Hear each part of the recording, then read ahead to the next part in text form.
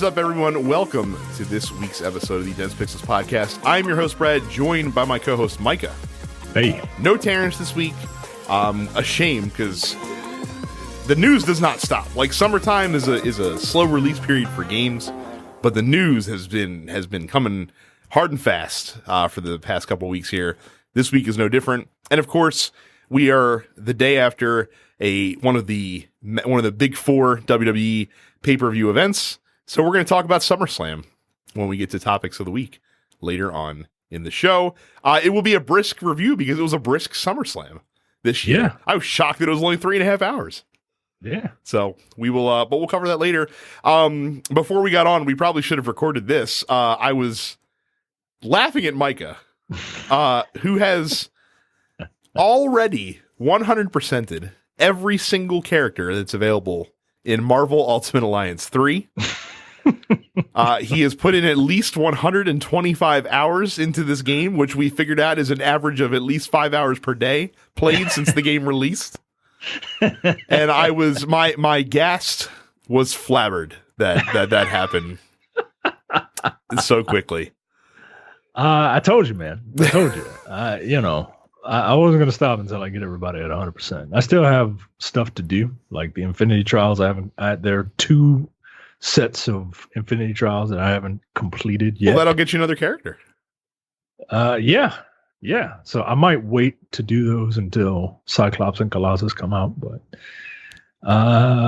we'll see. But I figured 125 is a nice break until the DLC drops, so I can finally start Fire Emblem. I've started Fire Emblem.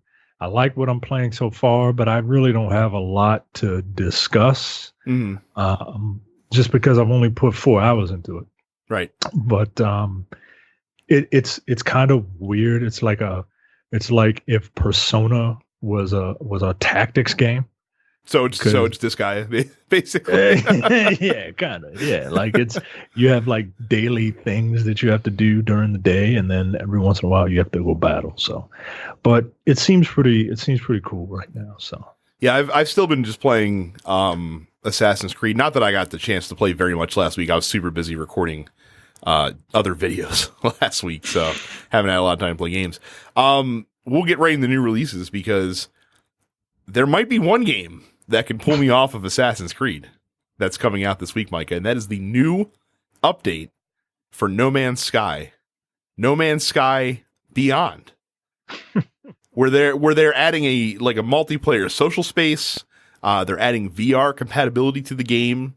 A few other, knobs and features. Like the job that Hello Games has done building this game up after, one of the more famously terrible launches in history is remarkable, I think. All joking aside, because I like to have fun at No Man's Sky's expense, but all joking aside, I'm very happy that these people are supporting this game and coming through with, what was promised so many years ago. And if you're a fan of this game, I am happy for you. And the community has responded. They continue coming back, which is good. Apparently, I haven't looked at the article yet. A team of people have created like a cyberpunk city within No Man's Sky using the base building tools that are available. So that'll be cool. I think if I do get back into it, I'm just gonna have to start fresh. Yeah, I can't pick up my previous save because I would be so fucking lost. And the game is also so different than I've really, since I've gotten to really spend time in that world. So I think just starting anew would probably be the best way to go. But I might check it out. And I think Terrence is excited for it too, if I'm not mistaken. So he'll have to confirm or deny that. But that's coming out this week. Again, if you already own No Man's Sky, it's a free update. They haven't charged for any post-launch content for this game so far. Friday the 13th, the Ultimate Slasher Edition is coming to the Nintendo Switch this week. And then the pièce de résistance of new releases this week. Yet another simulator game is coming to PS4, and that would be PC Building Simulator. So you can simulate building a PC on your console And so that's fun, I suppose. I wonder if you have to go to like Micro Center like 5 times in a day when you keep realizing you don't have the same parts. I assume PC building is very similar to when you're doing like a home improvement project and you make like multiple trips to Lowe's in one day because you keep realizing shit that you need that you didn't think to grab the first time.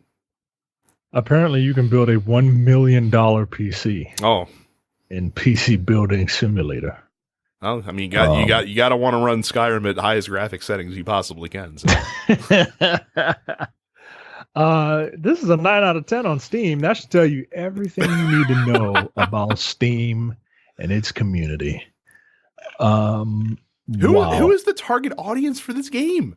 Because if you have the wherewithal to want to build a PC, chances are you probably do it. PC. Right?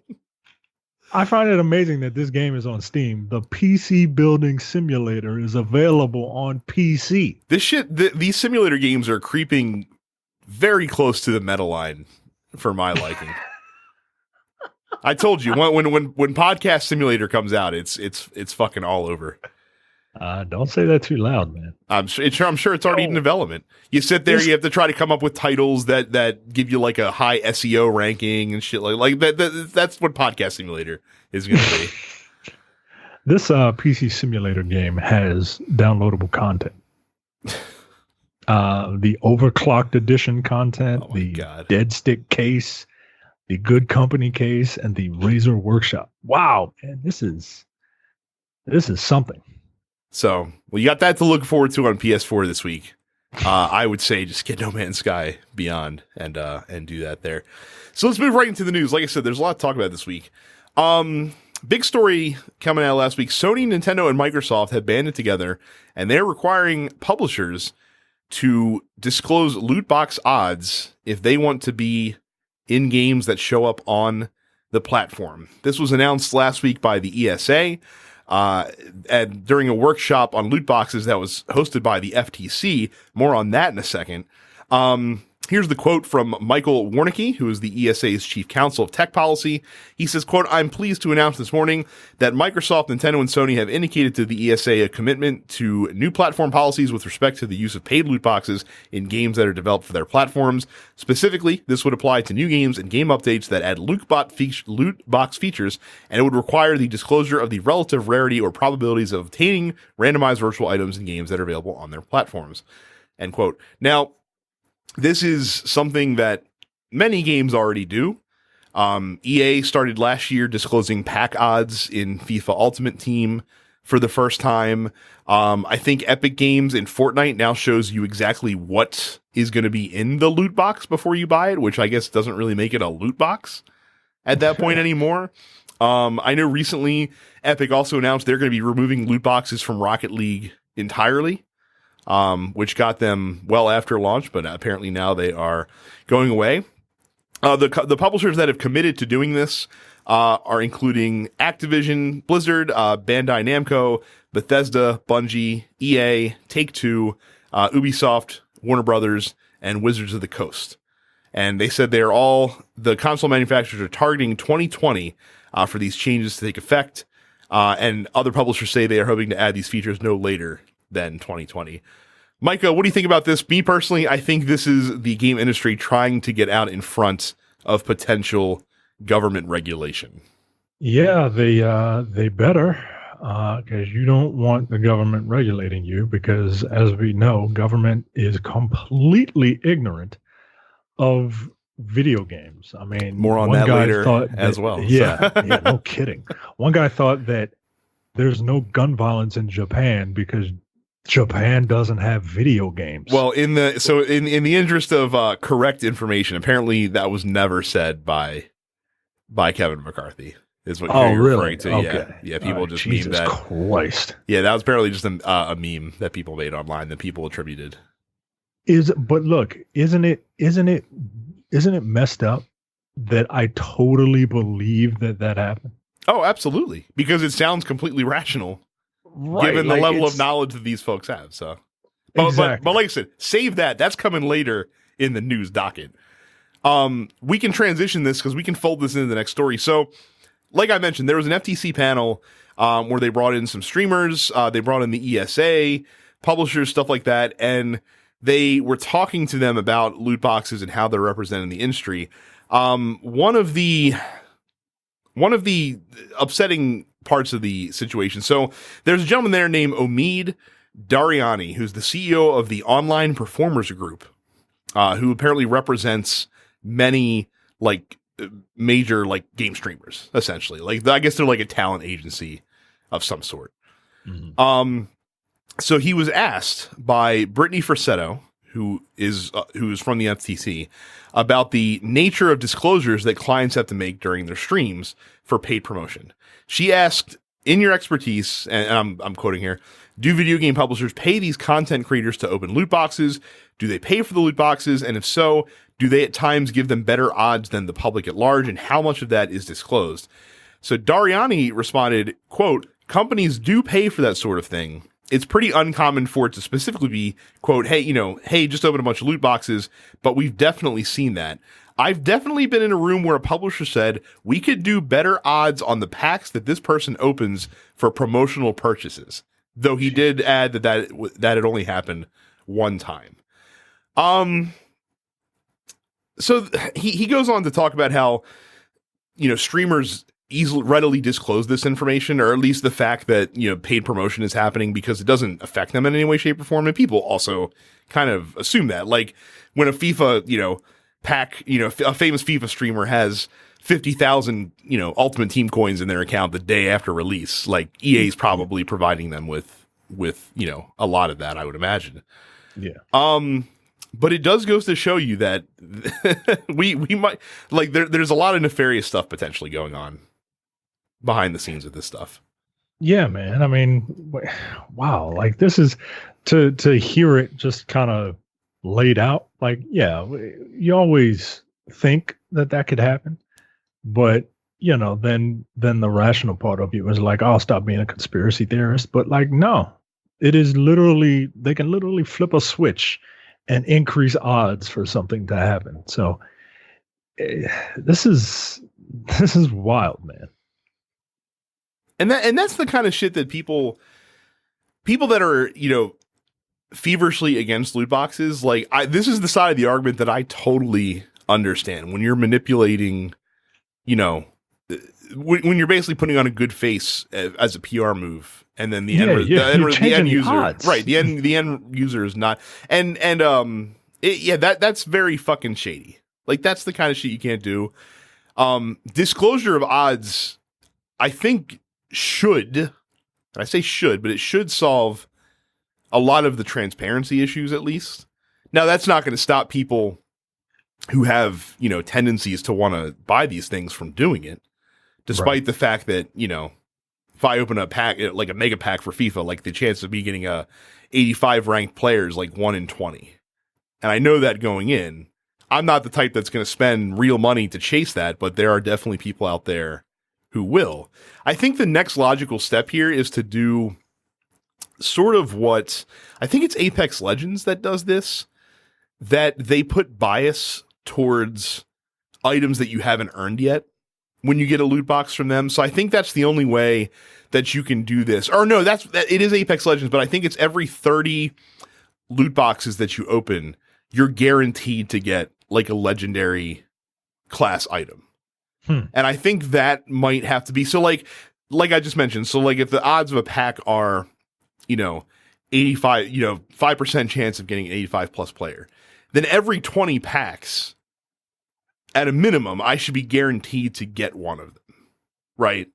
And again, that doesn't solve the problem, but I think that might be the next step, is you have to live up to those odds, I guess you can say. Yeah, that's I think the right way to approach this. I mean, just disclosing it. Look, I play the only mobile game that I play regularly is Mobile Strike Force, right? And that game is nothing but loot boxes. It's a mobile game. Right. It's a mobile game. I get it. But they disclose odds of getting characters. But you have to find it. Like, it's not readily available. You have to, there's a couple different screens that you kind of have to go through. in order to get it. And yeah, they tell you what it is, right? A rare drop 1%, an uncommon drop 12%, and a common drop is 80 some odd percent. So, I mean, having that information, like you said, I don't know what you do with that information. Like, is that going to stop you from buying this pack if you know you want to buy it? If you know you want to run that risk? I don't know, but I guess it's a step in the right direction. But it doesn't feel like it's enough of a step. It feels like they're just kind of dipping their toe in the water just to placate the critics. I don't know. It feels disingenuous to me. Mm. Yeah, it's hard to figure out what the end, where the end of this path is. You know what I mean? Well, look, the end of it is to disclose as little information as possible in order to get people off your back, so you can still, keep doing what you're doing. I don't know that what they're doing is gonna solve that problem. I think this is too much of a hot issue in the industry right now that they're gonna let it go. You know what I mean? Because you said, disclosure is great, but it doesn't curb the issue of, the endorphin rush that you get when opening this stuff, and the fact that it's, could be susceptible to young kids. And again, we talk about all the time of, parents need to learn more about how game consoles work and not throw the weight, all of the blame on the companies.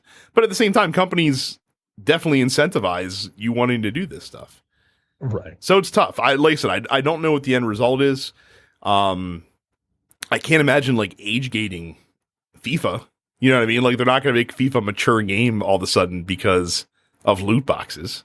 No. So it's very interesting, but it's interesting to see how fast this issue is changing in a relatively short amount of time, I think.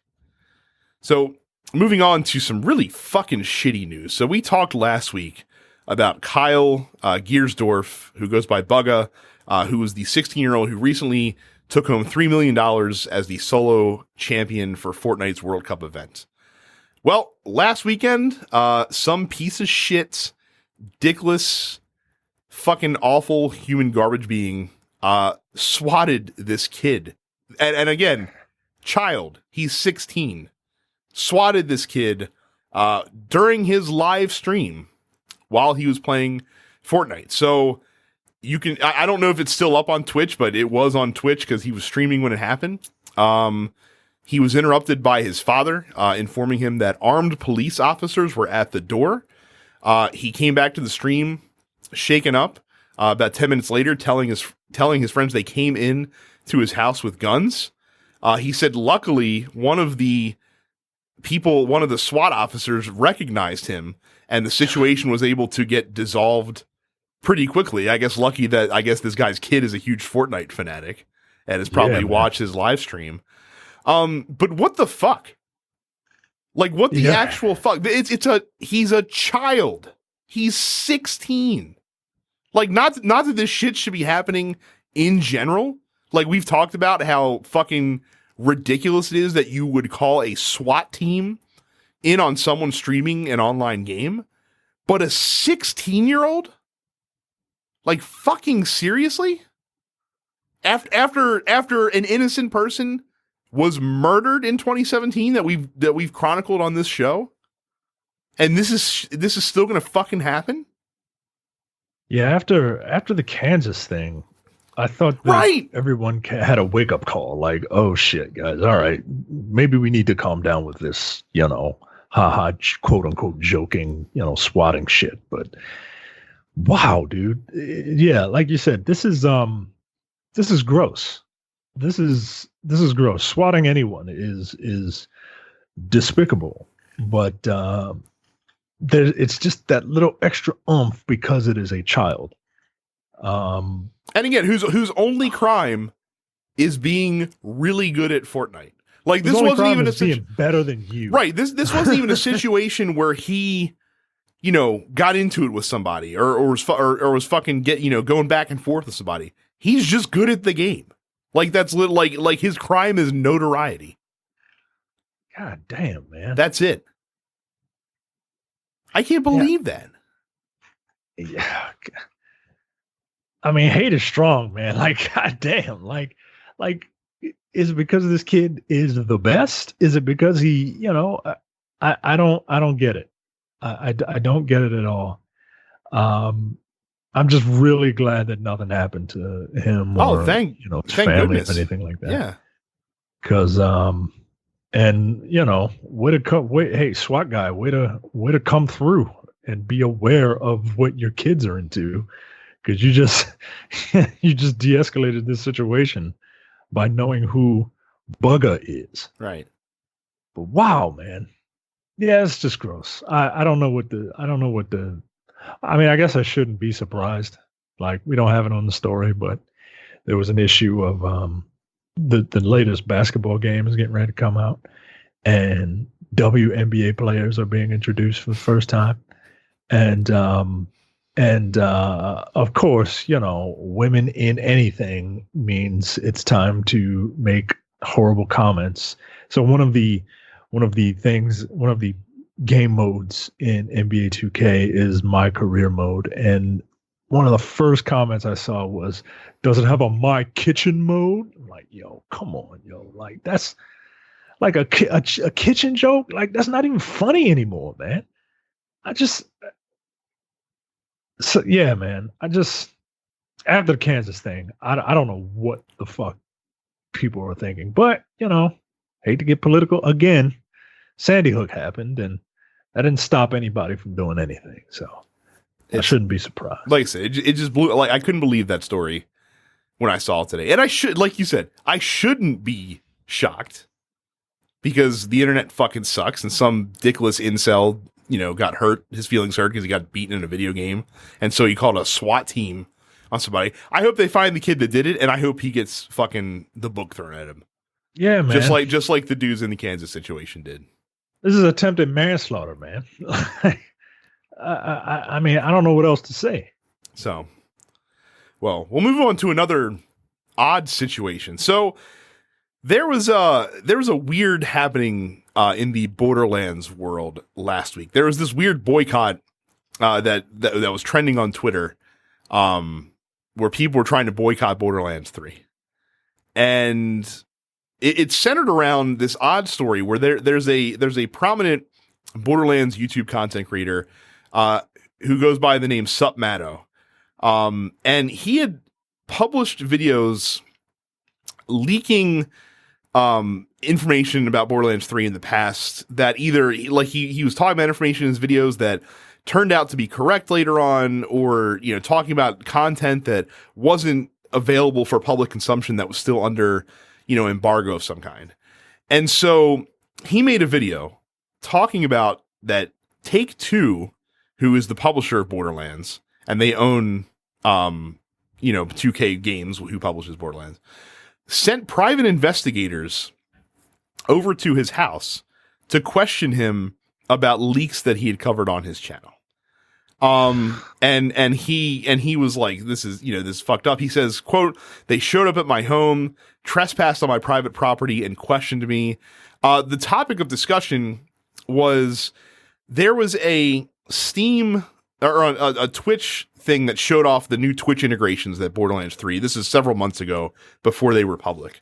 And he claims that he received information about a Twitch exploit which allowed users to access the unreleased gameplay footage and data mine new information. So him and people associated with his channel were able to data mine this stuff. Basically, they found the private accounts that Gearbox was testing these features on, and data mined this information and talked about it. And 2K got wise, and they sent PIs over to talk about what the fuck was going on, because they protect, they take their trade secrets very seriously, is the statement that they made. However, IGN did a little digging after Supmato put out his video, and I will go to Matt Kim of IGN, and he talked about the fact that he found out that, let's see here, that basically Submato had been under investigation for a while, and not only from 2K Games either, but also from Twitch as well.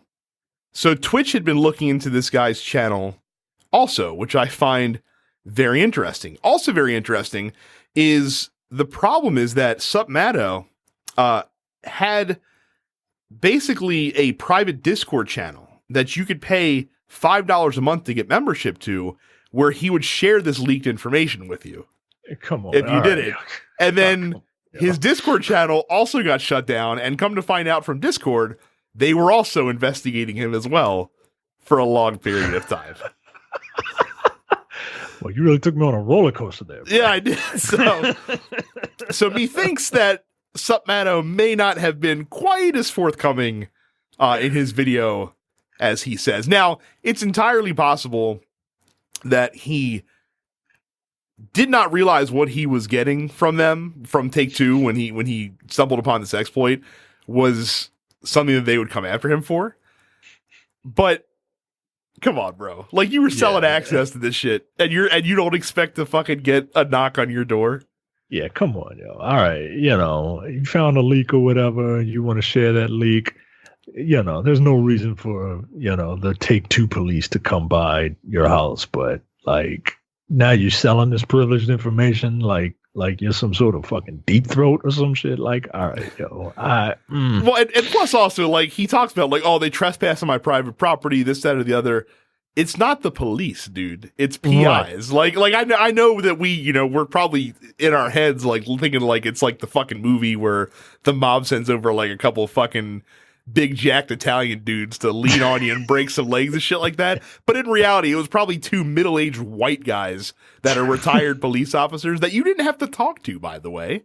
You're under no obligation to talk to those people.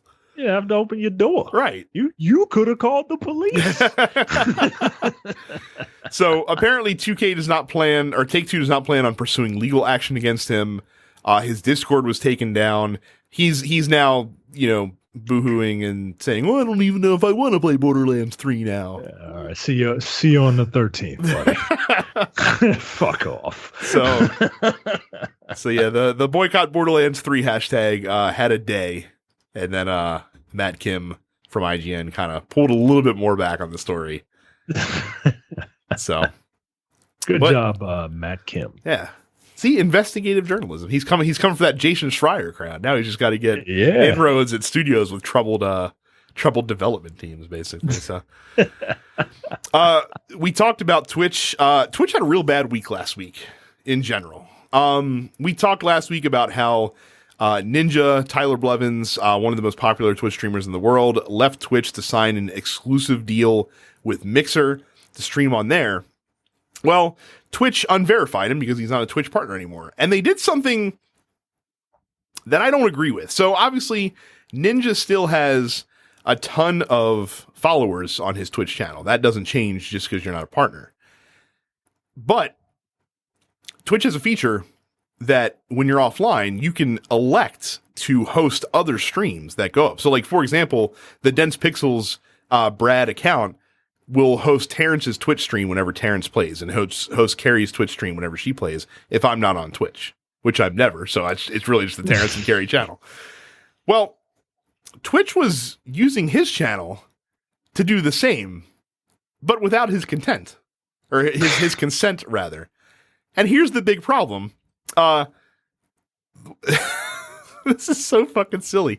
Yesterday, the top stream that Twitch had his Ninja's channel promoting was a pornography stream that somehow made its way onto Twitch. Oh shit. So Tyler Blevins was pissed. I feel like rightfully so. Like he said, quote, I've been streaming for 8 years to build that brand and build that channel. There's a porn account that was #1 recommended on my channel, and I have no say in any of this. He called for the advertisements and the channel to be removed. And Twitch has done this. They've removed all the advertised streams from the channel. The porn promotion was not intended Twitch CEO Emmett Shear apologized to Tyler Blevins on Twitter about this, but holy shit, that was fucking unbelievable. That like how did they allow that to happen in their algorithm? Yeah, man, what is going?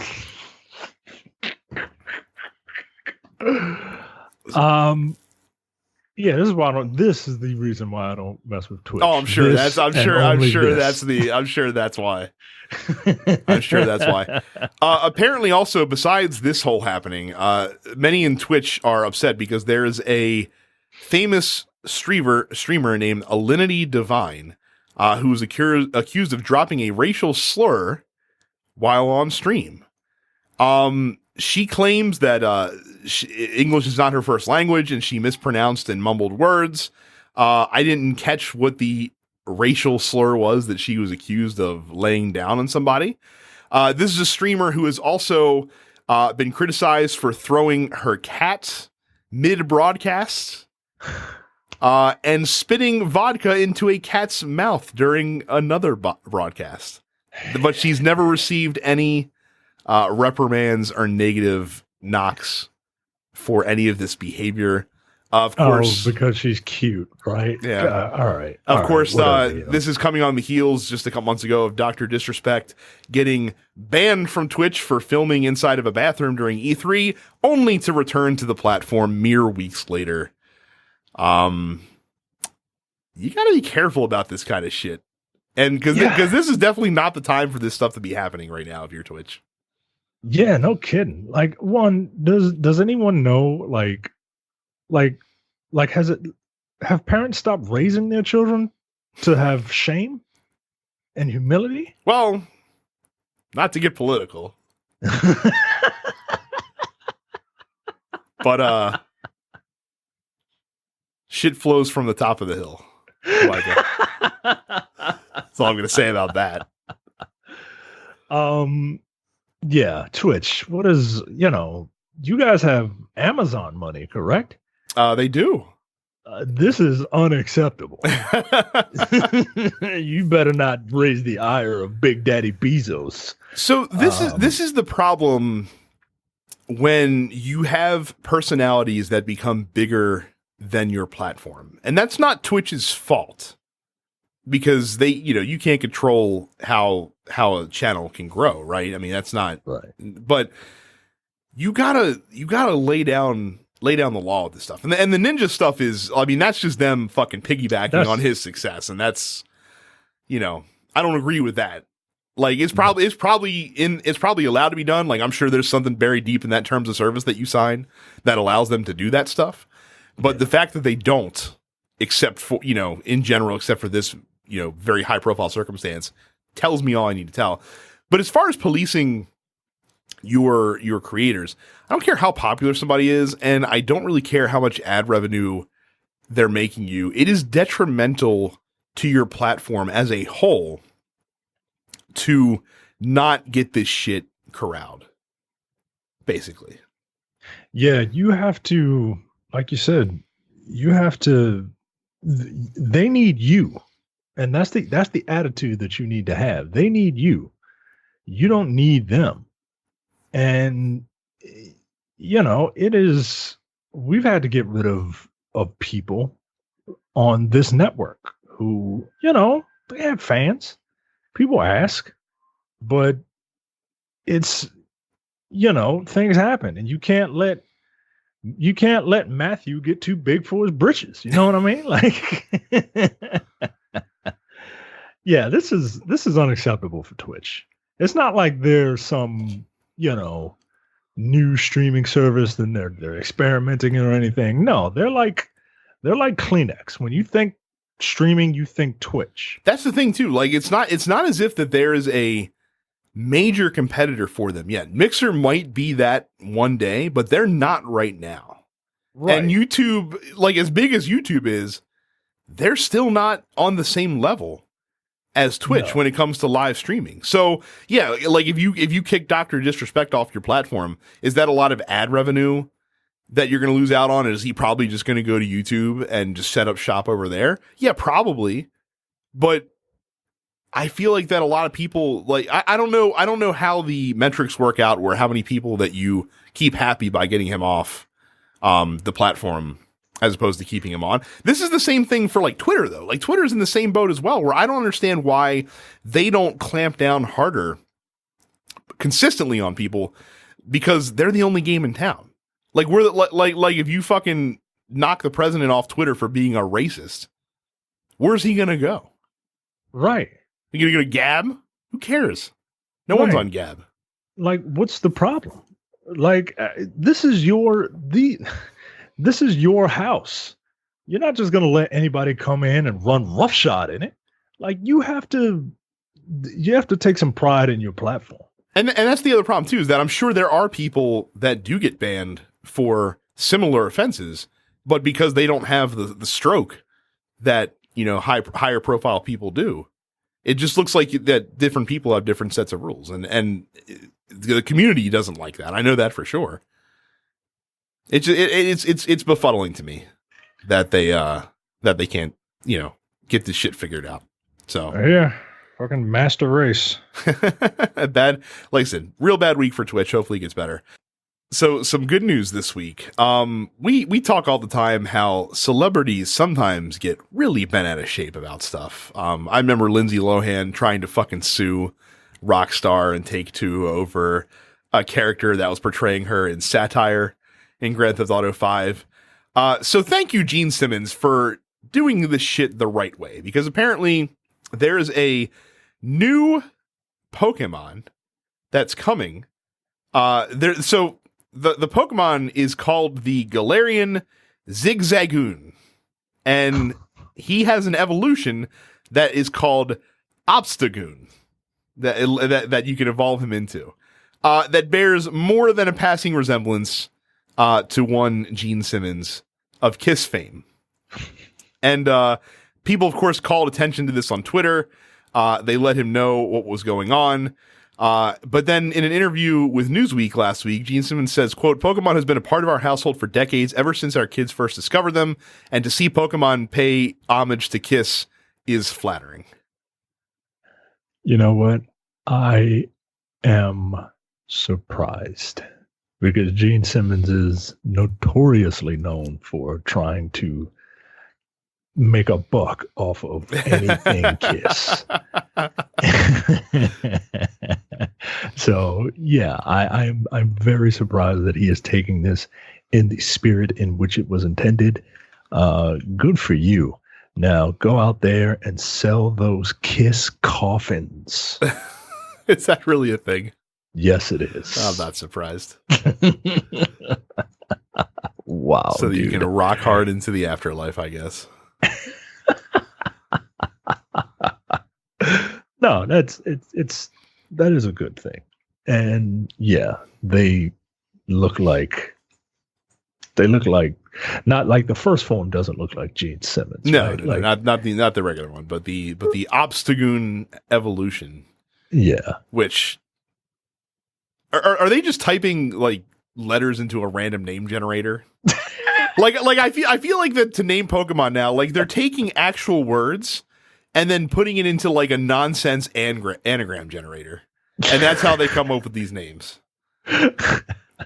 So they'll put in like, you know, like fucking tongue horse, and it'll come out with Obstagoon or something like that. So that's how this is probably working at this point. I love how this website shows a picture of the Obstagoon and Gene Simmons, and then has a caption clarifying which is which.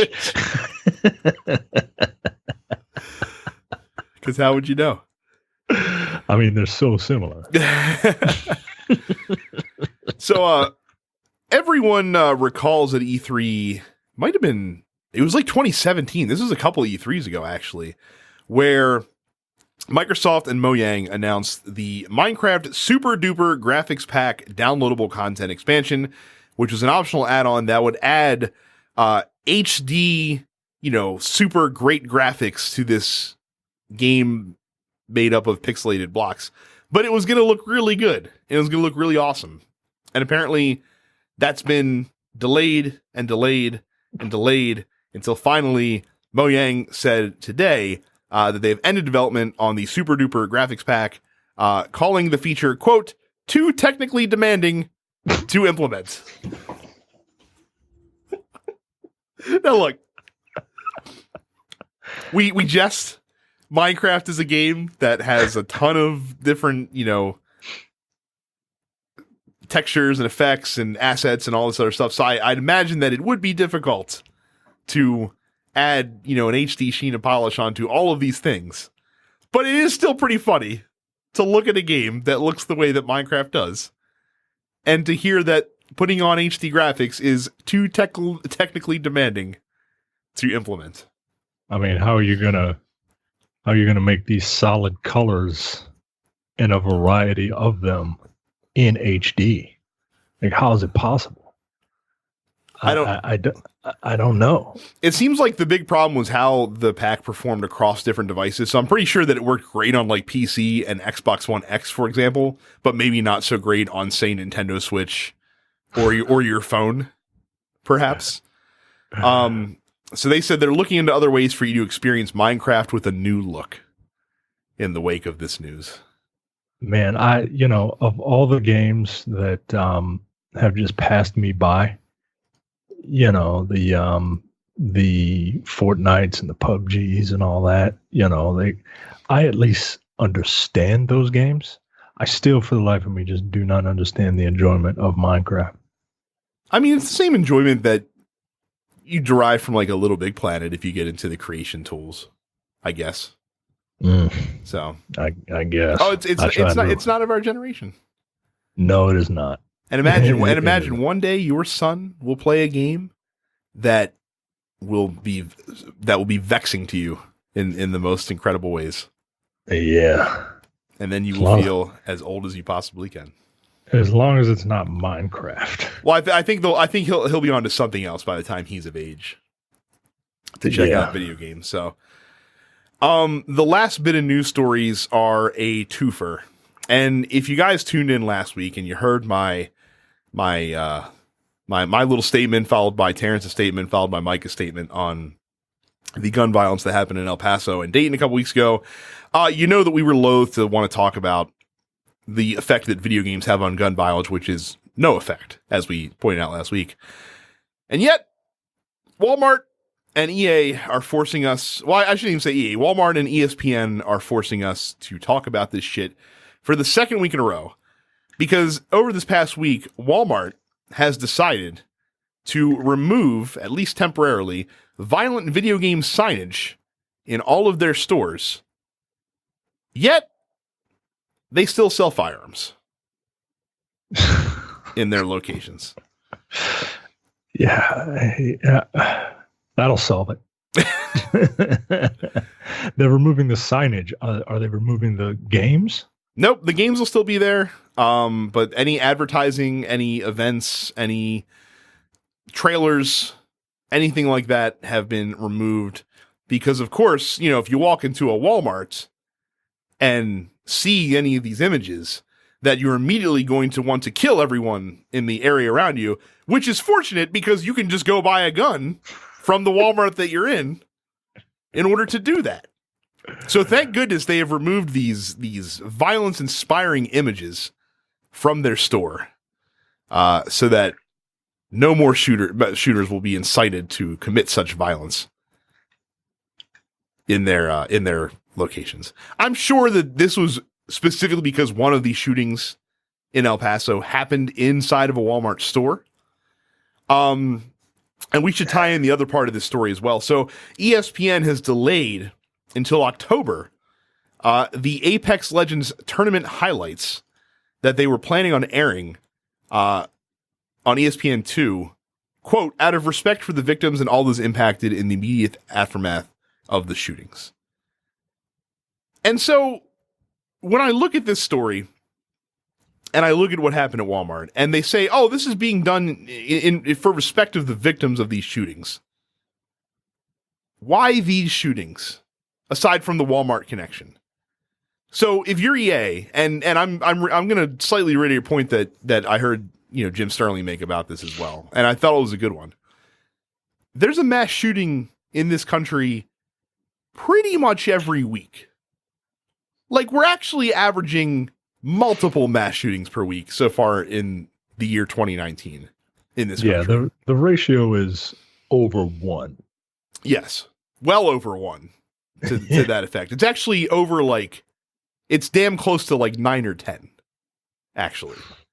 Jesus. So if you're going to do it for this mass shooting, in theory, you should probably do it for the next mass shooting, which will happen probably next week sometime, and the week after that, and the week after that, and the week after that.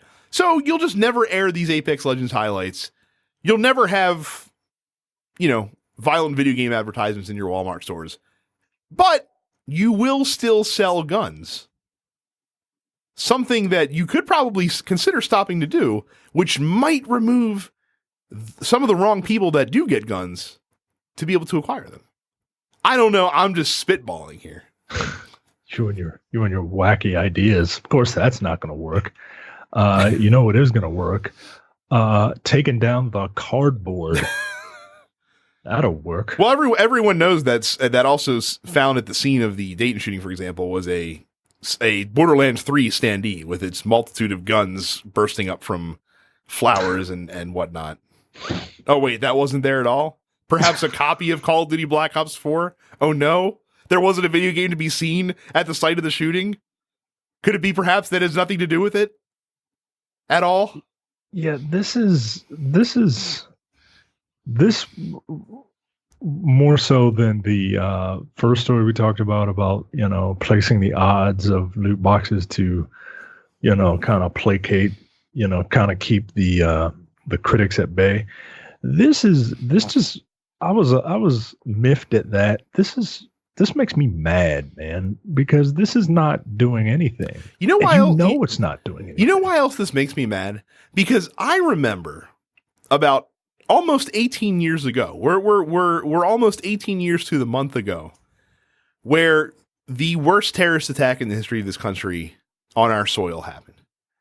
And I seem to remember the Republican president at the time made a really big point to say that if you allow this to disrupt your day-to-day life, your daily life, then the terrorists win. And so I wonder why that same logic is not applied to terrorism, this is what it is. It is domestic terrorism in this circumstance. That's very peculiar to me. You see, that's where you're wrong. You see, domestic terrorism doesn't exist. It doesn't. Unless, it's those two black dudes who were going around the DMV shooting people from a blue Caprice in a van, shooting people at gas stations. That's domestic terrorism. But going into a Walmart and shooting up the place, no, that's not domestic terrorism. That's just a lone wolf who didn't know any better, and we had to take him into custody. If there was any more of a reason to not go to Walmart if you're a video game fan, like this is it. They don't care. Walmart doesn't care. Well, and here's the really fucking cynical side of me that's about to come out. How interesting that Walmart and Disney, because they're the ones that are on ESPN, last I checked, by the way. How convenient that Walmart and Disney, the massive beneficiary of sweeping tax cuts that happened to be passed in this country last year. How interesting that those two companies specifically are more than happy to carry the water of the Republican Party talking points around this specific incident. That is fascinating. That is the case in this specific situation. Why it's almost as if that it's a sort of quid pro quo. Not that I'm suggesting that the tax cuts happen to give them, backup for the next mass shooting that would happen, but it's just really fucking interesting that on the heels of that happening, Walmart and Disney are more than happy to just be like, yeah, let's spread this dumb bullshit that everyone knows is a crock. Spread it around. Very strange. Very strange to me that that's the case. Sometimes being an adult really gets on my nerves. Like, I really wish I could just be an ignorant little kid sometimes.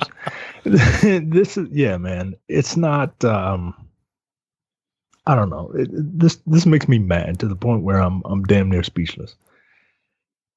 It's not that I have some sort of unnatural love for video games and I want to see them, they can't be touched. No, I'm all for regulation and shit like that. But this is not the problem. And that's the frustrating part, is that we all know what the problem is. But it seems like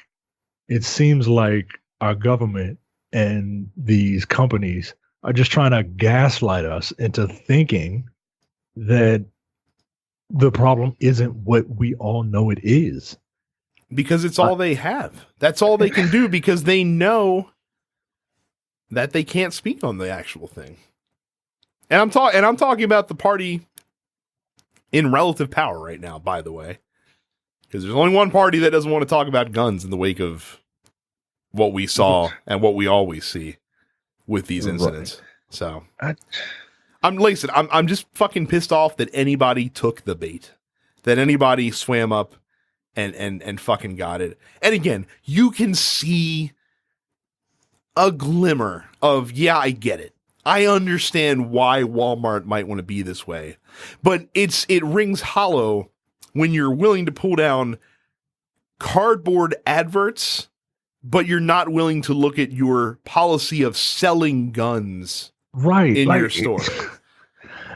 like if you had done all of it together, I'd be like, overreacting on the video game thing, but I get it. But the fact that you're only doing one thing and definitely not doing the other exposes it for what it fucking is. Right. So, fuck you, Walmart. Fuck you, Disney. And, God, I hope we don't talk about this shit next week. But I have a feeling that we will, because something else dumb is going to happen between now and then.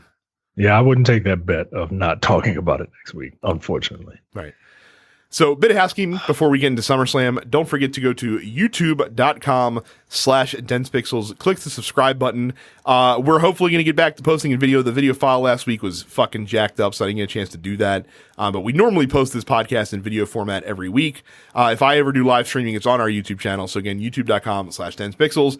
Make sure no matter what app you use for your podcasts, you subscribe to this show, Black on Black Cinema, The Nerdpocalypse, and Coming Distractions, all members of the TNP Studios network.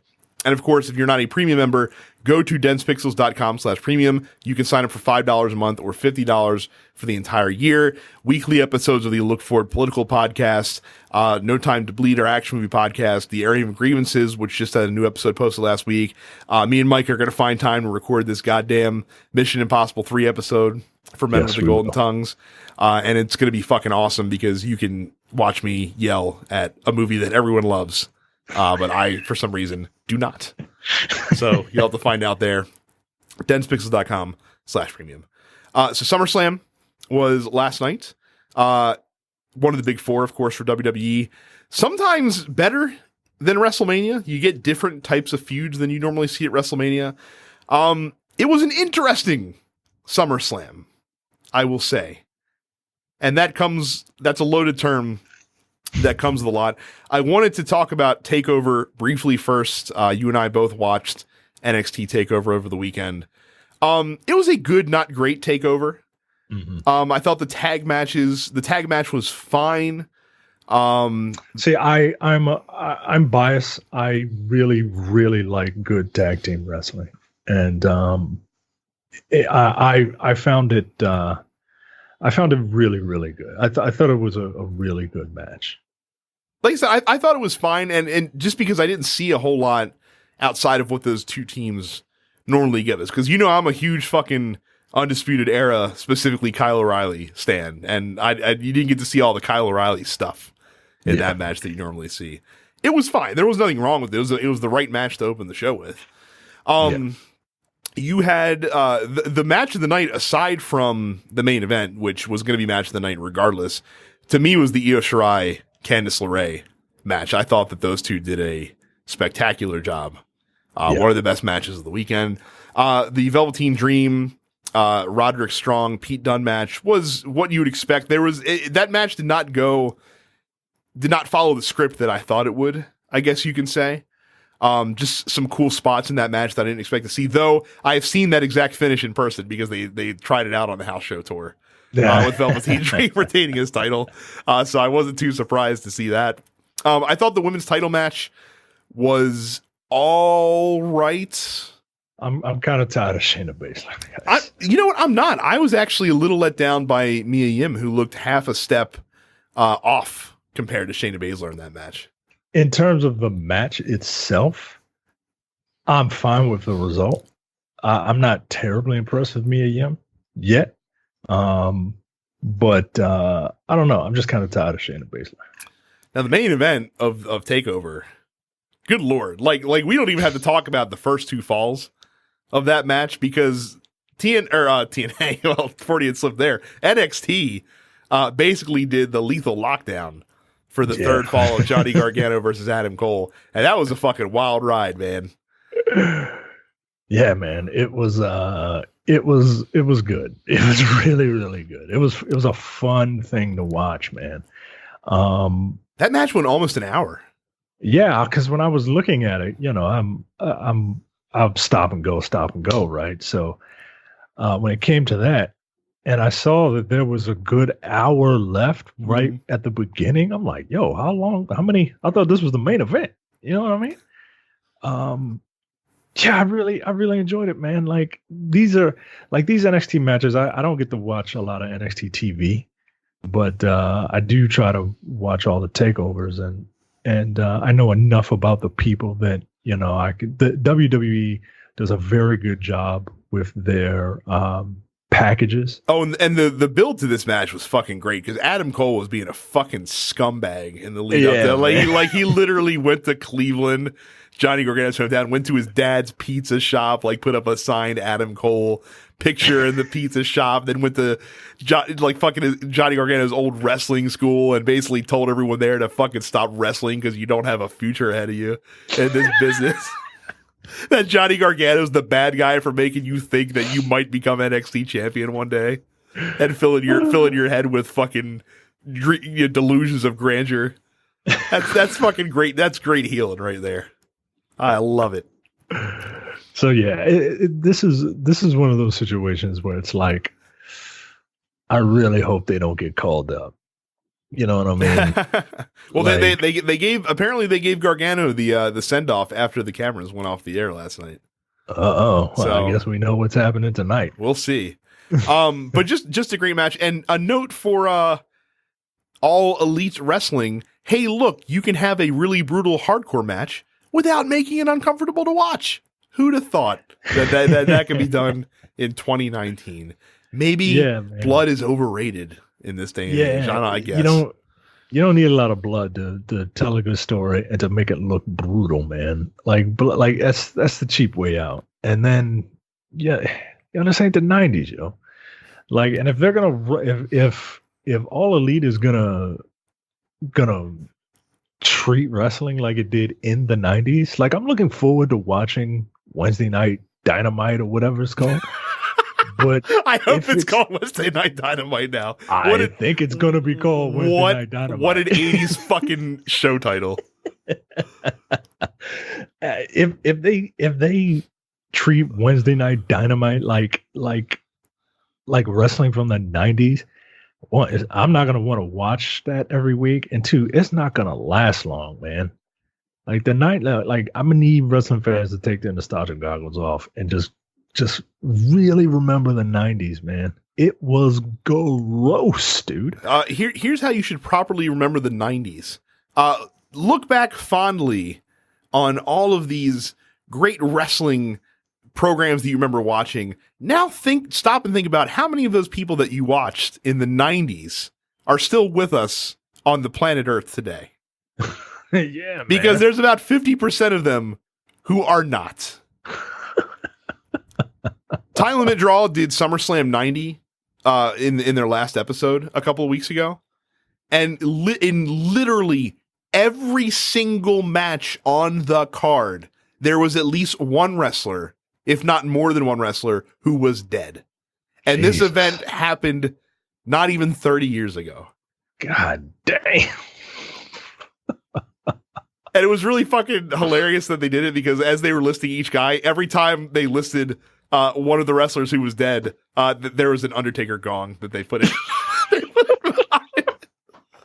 I was fucking losing it.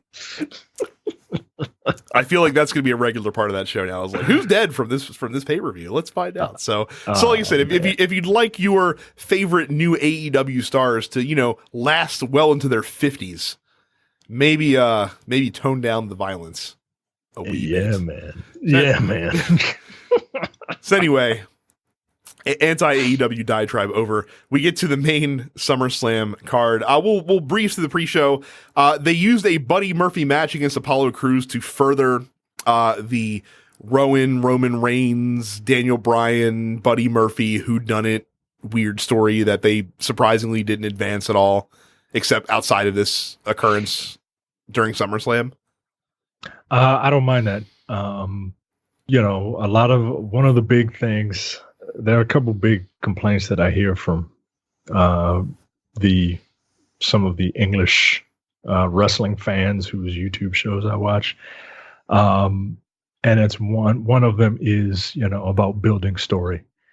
And while this story, the Roman Reigns, like who's trying to kill Roman Reigns story is intriguing enough, like SummerSlam is a pay-per-view where stuff like that gets blown off, right? Like that's that a Big Four pay-per-view is supposed to be the culmination of something like that. Mm-hmm. Use this to keep building story. That's one complaint that I hear from people, and which I agree with, right? Like there are few like really, really, really long-term feuds. And I'm not saying this has to be a long-term feud, but like tease this out a bit. You know what I mean? We all know it's going to be one of the Uso brothers at the end of the day. Yeah, really call that old angle. Right. They did it for The Rock. I did it for the Oos. Like, all right, all right. Shut up. So we also got to see, I'm pretty sure for the first time since he's retired, Edge actually got physical in a WWE ring. He speared Elias, who was doing a fantastic job trolling the Toronto crowd. Look, man, the Raptors just won an NBA title. It's very difficult to shit on Toronto as a sports city coming on the wake of a basketball of a major sports championship. Yeah. But of course, in Canada, all you have to do is mention the fact that the Maple Leafs haven't won a cup since 1967. That's all you got to do. I love Elias. One, I didn't know Elias was that big. Mm-hmm. Like that dude's huge. And two, like I really need him to be back. Like here's the thing with Elias, right? Like I don't know what I like more about Elias, his impeccable mic work, or like I don't even know if he can go. Like, can he wrestle? Like, yes, is he good? He's a good, not great wrestler. Okay, but he's not gonna like shit the bed. Like it's not like he's gonna give you like a half a star match. Like he can go. He's not gonna carry a match, but he can hold up his end basically. Because I would like to see him do more. They were pushing him for the briefest of moments earlier this year, and it was just kind of fleeting. It didn't really sustain itself in anything. Yeah. So we'll see. And then Alexa Bliss and Nikki Cross defended their tag team championships against former champions, the Iconics, who I'm always happy to see on any WWE television show. I love the Iconics. They're great for all the right reasons. Yes, they are perfect, like just annoying heels. Like they do annoying heel better than Vicky Guerrero ever did for me. Well, because the fans actually like them. Like she had like the X-Pac heat. whereas they get booed because the fans are playing along. Yeah. So very cool. And Alexa Bliss had Buzz Lightyear themed ring gear, which was also hilarious. So we move on to the show proper. We opened with Becky Lynch retaining her Raw Women's Championship against Natalya in a submission match. I confess that I did not get a chance to watch this match. I was repairing my grill at the time and then cooking dinner, so I didn't get a chance to see it. I did go back and watch the recap. Apparently, it was a fierce match that had some cool variations on how they applied their submission maneuvers. I think they each went to put each other's submission maneuver on as well. It was a hard-hitting match. It was also very interesting to me that Becky Lynch, because I saw the introductions, got a better than mixed reaction from the Canadian crowd wrestling against one of their, famous wrestlers coming from there. That's how annoying Natalya is. I didn't watch this match just because I had to run out and get something, and then I was like, oh man, I'm gonna miss the first part of SummerSlam, and then when I didn't see this match, I'm like, oh okay, I didn't really miss anything, just because I'm not taking anything away from their wrestling abilities, which I think are great. Both of these characters are like Becky Lynch is starting to get on my nerves, and Natalya is just, I've never liked Natalya. I just never have. It's interesting that you say Becky's starting to get on your nerves. She's still very hot right now, but I agree with you in that her character is not really evolving that much, Right. or it hasn't been since WrestleMania really that I've seen. Because they fucked up, and she's run through everybody. Right, and also the Seth Rollins diversion was not like I feel like that was forced. I don't feel like that they came by that very naturally, and it's weird. So like, so there's an episode of Friends from way back in the day. You were a Friends watcher, right? I was not a Friends watcher. That's I was a a Seinfeld watcher. Damn it. So basically, Chandler was dating an actress.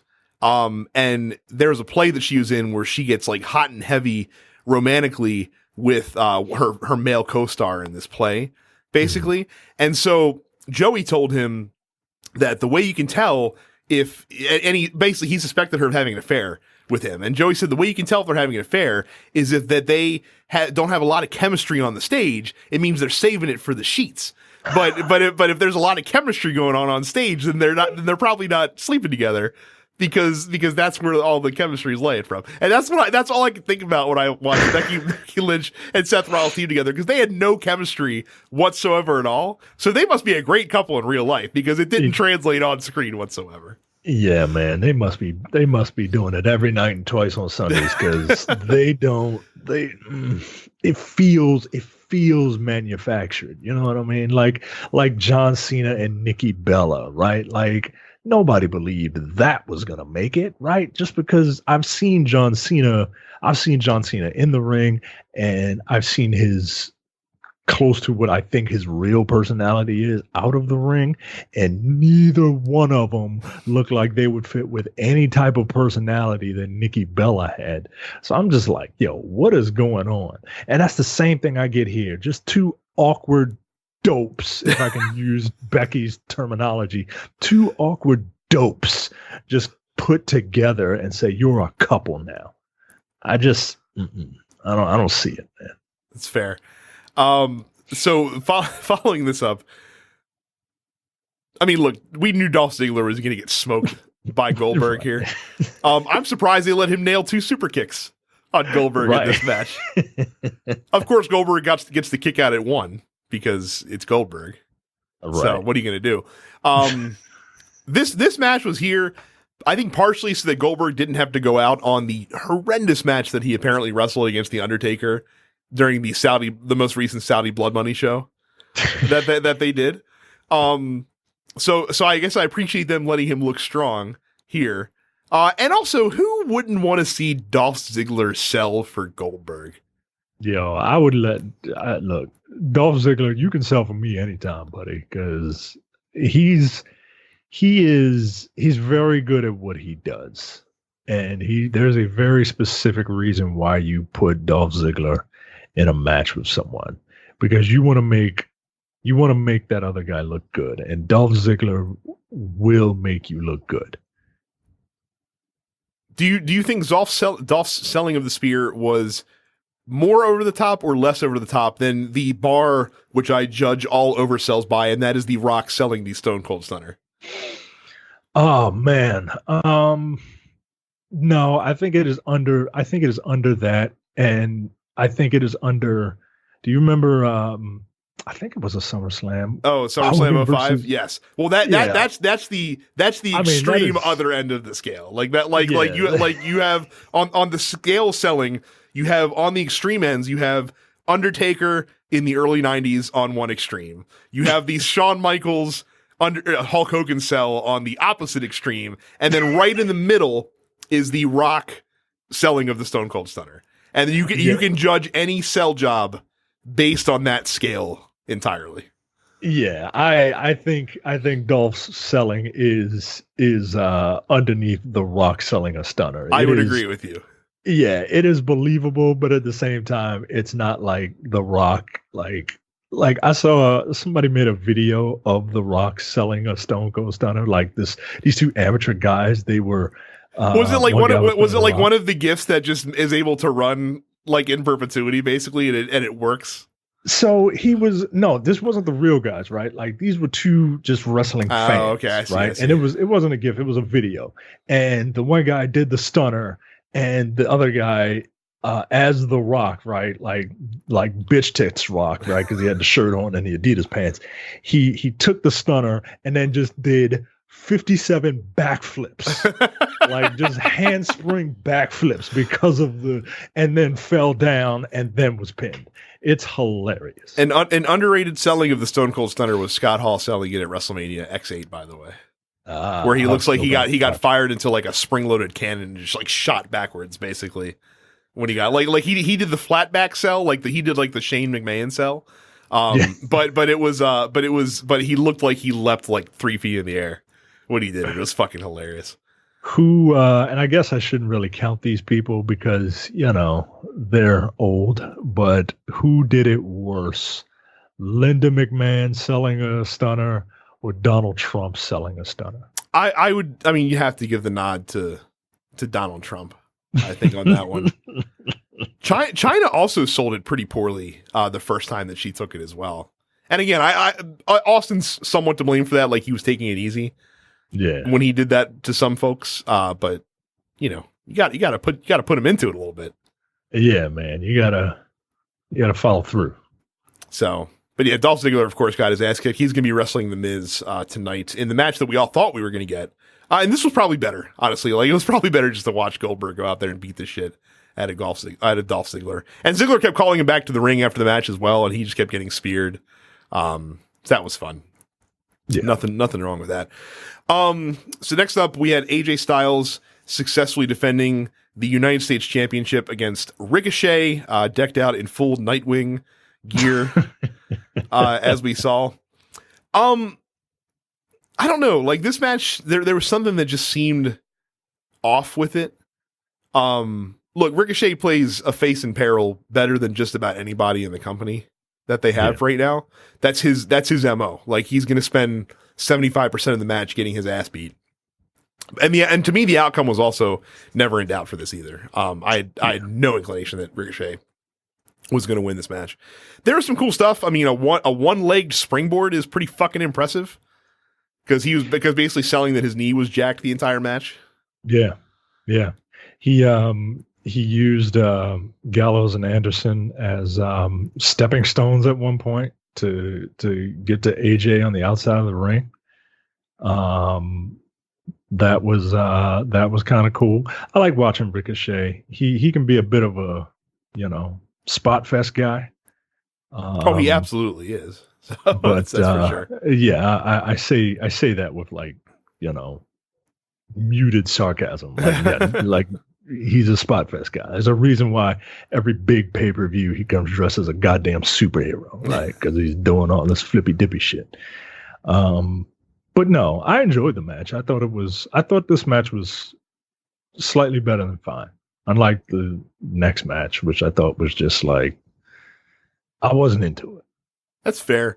I do appreciate that. It seemed like after the match, like AJ was gonna leave Ricochet alone. Like he did a good job of the face acting. He'd be like, man, this dude fucking just poured his heart out and did it on one leg, and I kind of gained some respect for him. And he's like, nah, fuck that, beat the shit out of him, Gallows and Anderson. And they did the fucking the OG Club beat down or whatever the fuck they're calling themselves nowadays. The OC. I'm going to need you to find a new name other than the OC, because that's all I think of is Orange County. That Orange County TV show, the OC. Like, so my wife said, she's like, wasn't there like a show called the OC on the CW? I'm like, yeah, close. It's like you're network adjacent on that one. So you 6 in one hand, half dozen the other. The next match you're referring to is Bayley successfully retaining her SmackDown Women's Championship against Ember Moon. I agree with you that it felt unspectacular. I thought it was solid.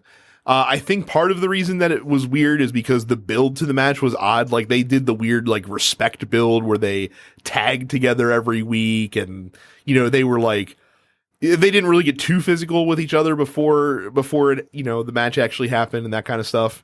So that was kind of weird. And then the crowd also was dead for this match, which was a shame. Yeah. This was a potty break match, and it was one of those weird double face matches, which, I'm not a huge fan of the double face. Like the double heel is fine because there's usually a heel that everybody just kind of loves. He's more like an anti-face. Mm-hmm.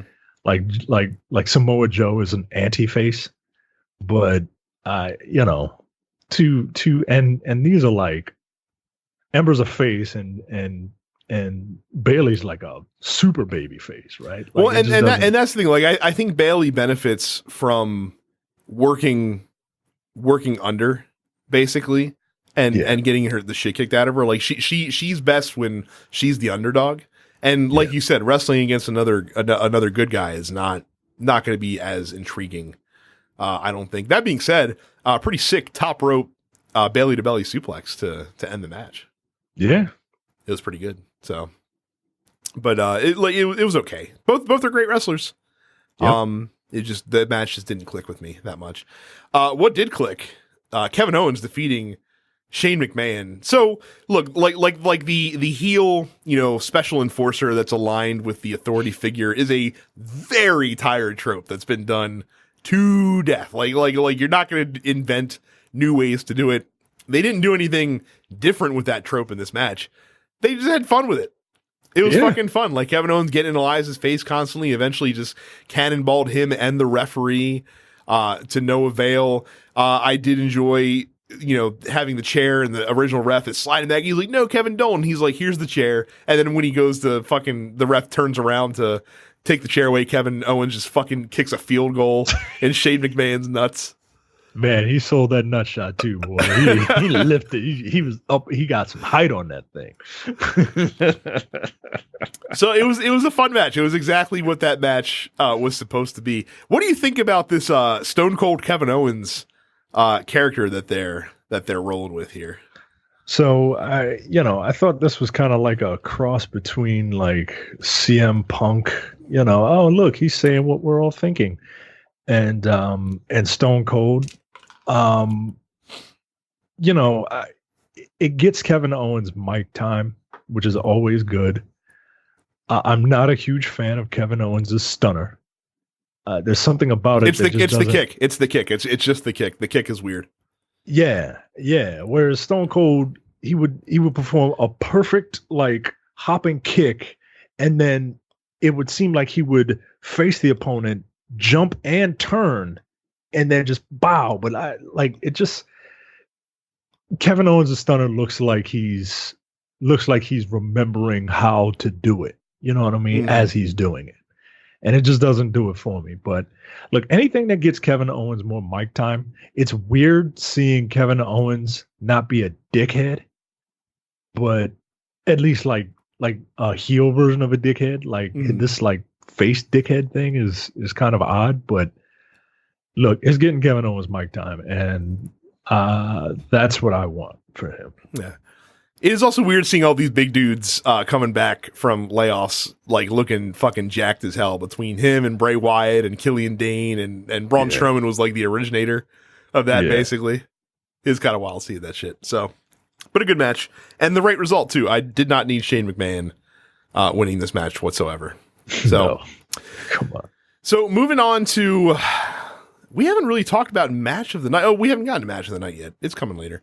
Charlotte Flair defeats Trish Stratus. Now, look, say what you will about the quality of this match. They definitely went out of the way to paper over Trish's ring rust. The Hurricane Rana spot was very contrived because obviously she probably cannot do that anymore. No, like she could back in the day. So say what you will. I get it, but at least Trish Stratus, after 8 years of wrestling her last singles match and only wrestling pretty much tag matches and shit like that afterwards, she wrestled the longest match on the card and didn't embarrass herself in the process. Now, a lot of credit probably goes to Charlotte Flair. Yeah, I was about to say this. That goes that goes to the best wrestler in the company, man or woman, and that is Charlotte Flair. I think I'm like that dickhead with the coffee mug. He's like, Charlotte Flair is the best wrestler in WWE. Prove me wrong. She is. She can make literally anybody look good, and she has the wrestling build of a strong, of a strong person, but who is still feminized. Like, and she's really tall, right? Like, she looks like an Amazon, especially compared to, honestly, part of that is to her detriment, right? Like, she looks like an unstoppable force compared to 4'11" Alexa Bliss and, women who are 5'5" and under. So but yeah, all the credit in the world to both of these women, but a gold star to Charlotte Flair, who can literally make anybody look good. Mm-hmm. Kind of like her old man. You could say. Man, like that. Jesus, dude. So and look, the match did exactly what it needed to do. It gave Trish Stratus a honest to goodness send off, because this is probably the last match she's ever going to wrestle. It gave Charlotte a well-deserved notch in her belt, like one of her many signature victories that she'll always be able to have. And yeah, it was fine. It was fine for what it was. Again, the crowd betrayed this match a little bit. I would have thought they'd have been more into it, especially with one of their native daughters wrestling in it. Yeah, isn't she from Toronto? She's from Toronto, yes. So, remember when Canada used to be like the best crowds? Maybe you just have to go to Quebec for that. Maybe in Ontario that you don't get the good Canadian crowds anymore. Yeah, is Toronto too close to America? It is very close to America. Yeah, so that's probably why. Yeah, I think it's like 90 minutes away from Detroit. So yeah, that's exactly what it is. They still have our stink on them. You got to go to the parts of Canada where English is their second language. So a match that I don't know why I didn't see this result coming. Kofi Kingston and Randy Orton fought to a double countout in this match. Oh yeah, I couldn't have predicted this either. Honestly, but we should have. Why the fuck didn't we? I thought Randy was going to win it. Oh, that's interesting. I thought Randy was going to win it, right? Because look, let's face facts here. They stumbled upon this, right? Like everything about Kofi's reign and this match has been luck. And from his title opportunity, because Ali got put on the shelf, to the fact that this particular story of the two of them having this feud that nobody really mentions or talks about, because the whole stupid clip that they played was actually, that wasn't a part of the story back then. Like, Kofi botched something in the match, and Randy Orton, who is notorious for having a short fuse, or was he's apparently much better nowadays. But but back then, yes, very much. Yeah, back then, man, Randy Orton was just a hothead, dude, and that was just literally him kind of breaking the fourth wall, so to speak, berating Kofi right then and there. And then somebody realized, oh shit, we got this clip of these two guys. Hey, the last time we gave Kofi a shot was a decade ago. Let's go back and check this out. Like they realized that, oh, maybe we can play on this. I thought Randy was going to win, and then they teased this feud out more because Kofi is not good as a reigning champion. He, much like Seth Rollins, needs to chase the belt. He needs another obstacle to overcome. That's his role. That's where I think he is best. Because when he's not that, he's a lame duck of a champion. And look, I'm happy for him, but he's a lame duck as a champion. And he's not I don't know. There's something about him that I feel like he needs to chase it. I feel like that's where his story is the best. But maybe that's because, and part of it, I hate to bring race into everything, right? But I'm black, and that's what black people do. Part of it is black people have been trying and chasing things all their lives. Like, to see it here just kind of makes sense to me, especially between if you're going to play up this feud of Randy was always holding me back, and behind the scenes, Randy used his influence to hold me back.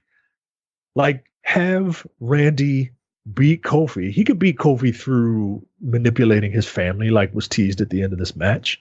But have him beat Kofi and show us, hey, Randy is trying. Randy can come off and say, see, I always knew you were stupid. I always knew you couldn't do it. And Kofi can be like, nah, you just trying to hold me back. You had to cheat to win because you always trying to hold me down. That's how this should have ended, in my opinion. Yeah, I mean, I don't mind the double count out, but I can see why the crowd was pissed. See, I'm okay with it because you can really tease this feud out. Like you said, they stumbled upon it because of the past history. They also stumbled upon it because it gives Orton, like him saying, hey, I'm the only reason that you even have this belt in the first place. He's not wrong. Like he's the one that took Ali out and put Kofi in that spot. So you have a good basis. Orton gets to kind of tap into that like sadistic side where he's at his best. Like when heel Orton, who has no conscience whatsoever, is the best version of Randy Orton. When he's a legend killer, Randy. Right, not even legend killer. Like, I'm gonna kick your wife in the head and then kiss her, Randy Orton, right in front of your fucking face. Like that. That's like the best. That's the best version of Randy Orton because he's a fucking scumbag and you hate his guts. So the little tease you got at the end there with his family and that, causing Kofi to go off was smart. And now, like, you have this feud where Orton will get to crow that he had Kofi Kingston beat because he hit him with the RKO, except Kofi rolled out of the ring and, he lost his shit because he knows he can't hang with Randy Orton. So now you have an easy setup for the rematch in September, which you also don't have to have a definitive finish because you have Hell in a Cell in October and you can pay the feud off inside of that. Yeah. And I think that's the way. I think that's the smart way to go. Like they'll probably get like a street fight stipulation or something like that next time, and somehow maybe Randy Orton will win, or maybe Kofi will somehow find a way to retain it in some way, shape, or form. But there won't be like a clean resolution. And then, like I said, you pay it off with Hell in a Cell, and Kofi gets to do fucking insane shit inside Hell in a Cell, and that'll be fun. Yeah. So I'm very interested to see where this goes, though. This is the most I've been interested in Kofi since the Monday after he won the belt, which did not end up going that great, honestly. Right. So it could have been better. For me, the match of the night, not necessarily because of the action in the ring, but I had no fucking idea. I don't think anybody did. What to expect from an actual wrestling match with nay Bray Wyatt, now the Fiend, wrestling against Finn Balor. So Inside Baseball, I'd seen the reports that apparently Finn Balor was going to take some time off after SummerSlam, for like vacation or whatever. So he might be off for a couple months. So you knew Wyatt was going to win. They wanted to make him look strong. Do we call him Bray Wyatt or should we call him the Fiend? Like, I'm not sure what the correct I would nomenclature call is. him the Fiend when he's wrestling. Okay. So first of all, he comes down to the ring with a remixed version of his original Wyatt family theme music, which I think fit the character well. He's carrying the severed head of Bray Wyatt with a lantern shoved into the mouth, which isn't, that's not weird. That's not strange whatsoever. Like when they showed the silhouette, it's all dark and you see the lantern, and I'm like, oh, is he just going to be Bray Wyatt wearing a mask? And then I saw the lantern. I'm like, yo, this is fucking wild, dude. Like, this is, from what I understand, Bray Wyatt had autonomy to create this character. God damn, man. It is impressive. You have something when the crowd is chanting "Holy shit" before the match even starts, right? Like just based on the entrance, the crowd's like, "Holy shit, this is fucking incredible!" And look, the match did not disappoint. So I was like, "How is this guy going to wrestle?" He's just going to wrestle like Bray Wyatt, but more violently. Essentially, that's what you're going to get. You're still going to get the fucking, the crab walk, which looks creepier when you're wearing a fucking Slipknot mask, basically. Bray Wyatt looks like he could wrestle an alligator right now because he's got like the big upper body skinny leg thing going on right now. Like his upper body looks like a Mack truck right now, but he looks like he's been skipping leg day for the last 6 months, basically. And he didn't like dominate this match. Like Finn Balor got some offense in. Bray Wyatt oversold the offense, which I thought was an interesting.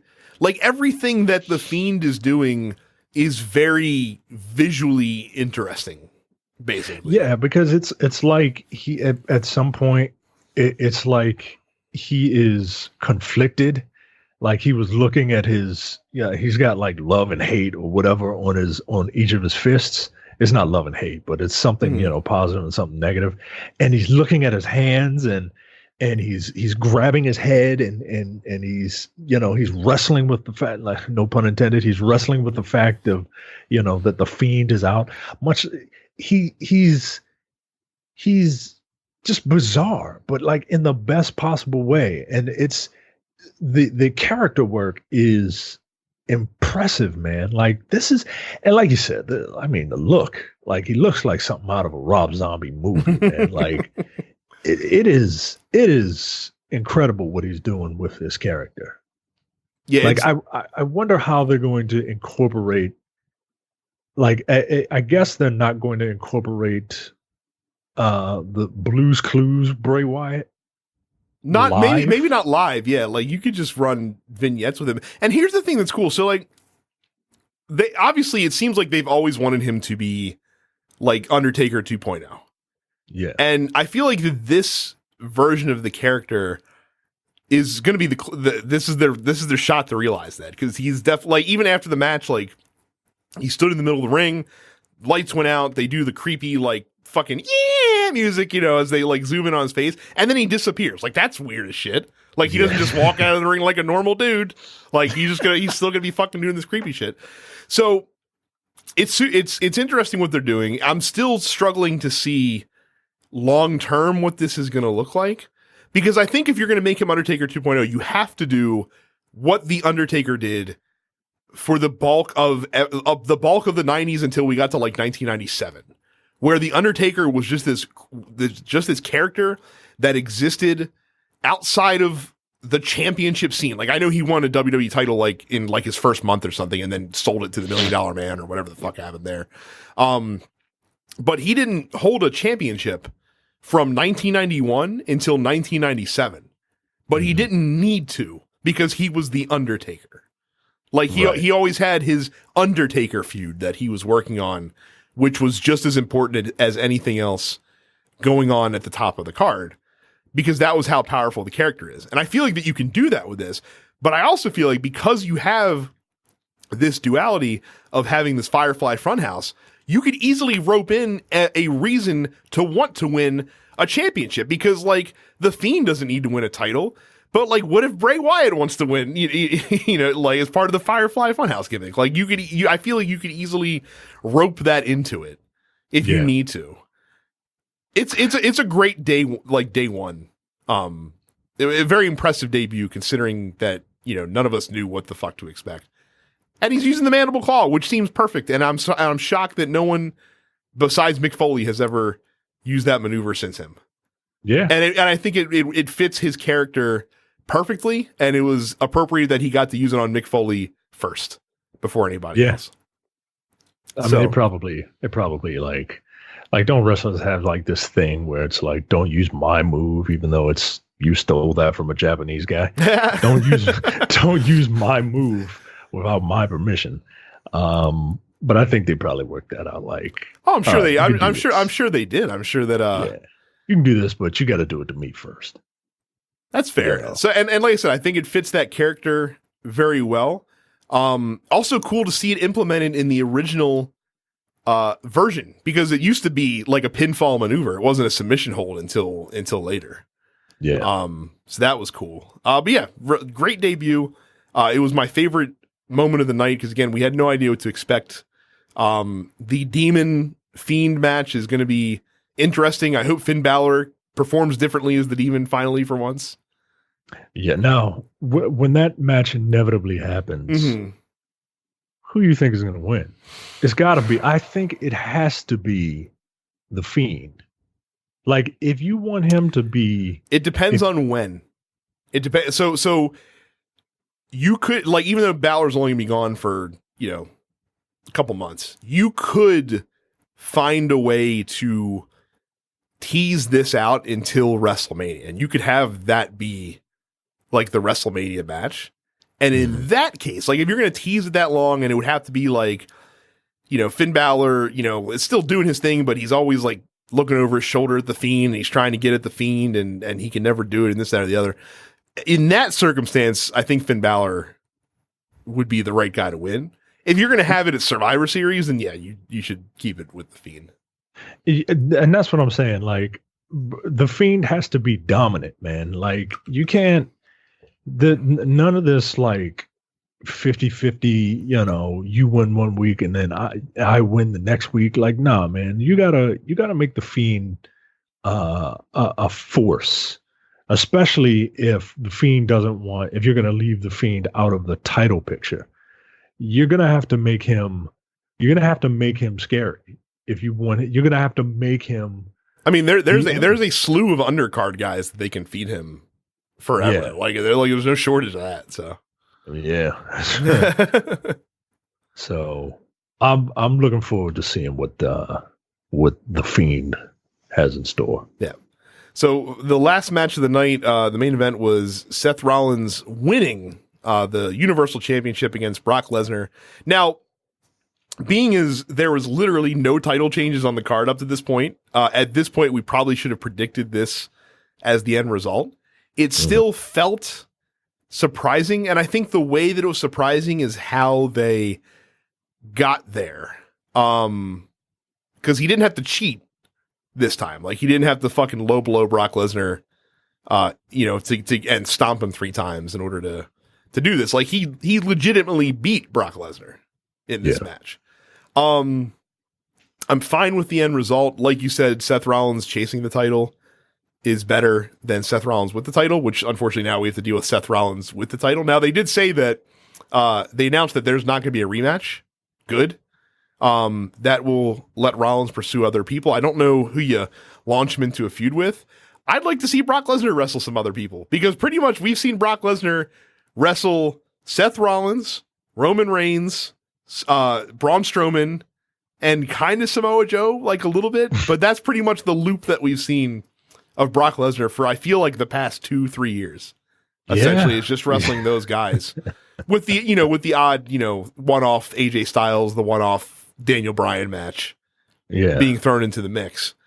So it will be nice to see these guys get other matches. Are we going to see? Do you think Brock Lesnar will be around? That's the interesting thing. I can't picture Brock Lesnar working undercard feuds. No, like that. Like they've made him such a event, such a spectacle over the last 6 years or 7 years that it's been, that it's hard to imagine him in an undercard just wrestling feud that doesn't have a championship at stake. Yeah. And that's why I don't know who you pair him against. So it's a weird place to be in. Do you think they would try to elevate the WWE title at some point? I think in their minds they have been. I don't think that it's as successful as they think it is, but I think that they really feel like is. they have. It's the world title. Right now it certainly is. Yeah, but that varies with whoever's holding it, though. I think that speaks more of Kofi Kingston than it does of the championship itself, because it felt like the WWE title when AJ Styles and Daniel Bryan had it. Yeah, or at least it did to me. Yeah. So yeah, I'll give you that. I'll give you that. So I don't know. It's weird where they go from here. Because you're certainly not going to see like a fucking stopgap feud, like a Baron Corbin feud. I don't think with Seth Rollins at this point. Let's hope not. No. Doesn't it have to be like Samoa Joe or somebody like that? Wouldn't that make the most sense? Yeah, because I know Joe's tied up in this Roman, like he's a side part of this Roman Reigns thing.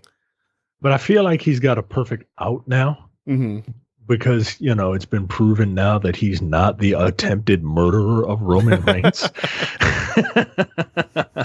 So I feel like this is a perfect opportunity for Joe to be thrust into the title picture, because he's literally held the U.S. title recently, right? That was his last belt, and everybody wants it, right?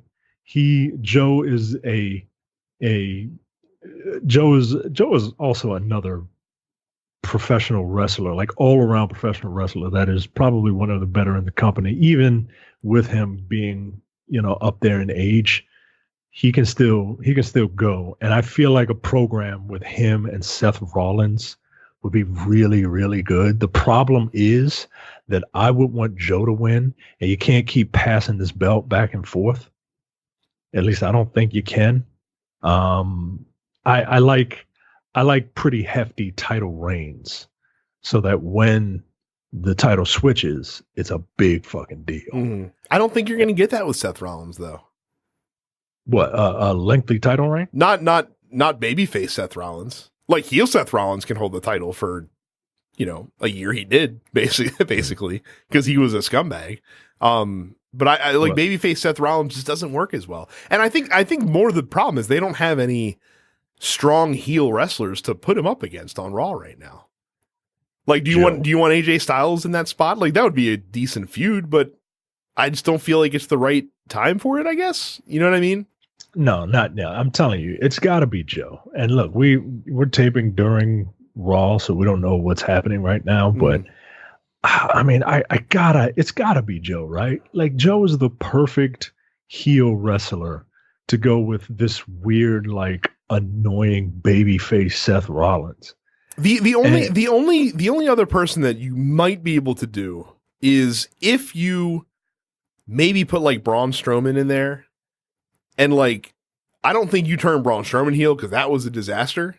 Yeah. But what if you could use that as a platform to get Seth Rollins to turn heel? Like, what if to overcome Strowman, he has to resort to underhanded tactics, and his desire to hang on to the championship starts outweighing his morality at that point. Like, maybe that's a way that you could twist that story and do something crazy. And again, and Seth Rollins works well against, guys that are way bigger than him. Like, he's very much like Bret Hart in that sense, where he's like a giant killer of sorts. So we'll have to see what happens on Raw. Yeah. But all in all, like I said, it was a brisk SummerSlam. It felt brisk by comparison to the other big events that WWE's been running lately that seem to run 4.5 to 5 hours. This clocked in at 3.5, and it felt fast. Yeah, and it felt good. That's another thing that. Yeah, they didn't bloat the card up, did they? Right, and I was watching a video of somebody complaining, like not necessarily complaining, but they were like, "Hey, what about The Miz, and what about all these people who were not on the card, but like have storylines?" And I'm like, I mean, I see what you're saying, but at the same time, like you're quick to point out when WWE has a 5-hour pay-per-view. Right. Like, and that's the thing. Like, I think it is impressive that we didn't even see Roman Reigns during SummerSlam. The only glimpse we even saw of Daniel Bryan was a quick glimpse of him watching on a TV monitor backstage of him watching Rowan try to murder Buddy Murphy. Like, that's all we saw from Daniel Bryan. You mentioned we didn't even see The Miz at all. Right. Like, that's not a bad thing to have a spoil of riches on your roster that you don't have to shove all the same guys on the card every week. You didn't see Drew McIntyre. Like, Drew McIntyre has been a guy that's been pushed up the ladder a little bit here lately. But we didn't see him at all. That's not a bad thing. And because you have the network now, I don't think you feel pressured to put these same guys on every, quasi pay-per-view, even if it is SummerSlam. Like, I think it was only weird because it was SummerSlam, because it's one of the tentpole, WWE events. But I think the matches that they had were the right matches to have on the card. You got to feature your championships. You can't avoid that. And then the stuff that wasn't title matches, again, we got to see Dolph Ziggler flop around. We got to see, the KO Shane McMahon match, which we had to see. You got to see Charlotte Flair versus Legend, and you got to see the debut of The Fiend. Those are the right undercard, like those are the right non-title matches that you wanted for this show. So. Yeah, I enjoyed this SummerSlam very, very much. See, and I wouldn't go that far. Like, I think the quality of the matches was middling enough. Like, there wasn't any, like, if we look at it just from a strict wrestling perspective, there wasn't any like 4-star matches on this show. Mm-hmm. There wasn't any like stinkers. Like, there wasn't anything I was holding my nose at watching, but there wasn't anything that you're going to remember, 5 years from now, save for maybe, the Fiend debut. Yeah. So, but like I said, a decent show. It was fine. They had the right matches. It wasn't bad. It just wasn't like an all-timer by my estimation. Given the quality of WWE pay-per-views, this one was a B+ for me. I enjoyed it. There were only a couple things that, now look, I didn't see, I came in at Goldberg Ziggler, so I didn't get to see the first match. And the only one that I wasn't into was Bayley and Ember Moon. Mm-hmm. But, like you said, I wanted to see Dolph sell for Goldberg. AJ Styles and Ricochet, I mean, that is what I expected. Kevin Owens and Shane McMahon, like, everybody just needed that catharsis of Kevin Owens beating Shane McMahon. The best female talent of the 90s and 2000s versus the best wrestler currently in the company. I always like watching Charlotte Flair wrestle. I was curious enough about Kofi Kingston and Randy Orton. The Fiend was phenomenal. And as much as Seth Rollins is, hit or miss for me sometimes, like, not the character of Seth Rollins, not the wrestler. I enjoyed the Seth Brock match. I enjoyed when Brock just fucking grabbed him by his taped up ribs and just started swinging him around. Like, stuff like that is cool, man. I enjoyed Seth using his agility to overcome the German suplexes. You know what I mean? Like, it told a decent story with a decent ending. So, I don't have too many complaints about SummerSlam. This is a solid B+. I mean, I'm still in the B range, just a B- on my end. Like I said, the quality of the matches didn't raise the event into the A stratosphere, but it wasn't bad. It was fine. So Yeah. So we will, of course, talk wrestling next time in November when Survivor Series happens. But thank you guys for listening to this episode of the show. Again, don't forget, if you use Amazon, to use our Amazon link, densepixels.com/Amazon. Join our fan group, densepixels.com/fans on Facebook. Make sure you subscribe to the podcast. Subscribe to us on YouTube. Follow Terrence on Twitch, Apparition410. Follow Carrie on Twitch, Suppets Carrie. We have gone 2 hours. We're quickly running out of time. So we will talk to you guys later. See ya. You're watching the Dense Pixels YouTube channel. Click the subscribe button while you're here and make sure you check out our weekly podcast where we discuss the latest gaming news and our impressions on what games we've been playing.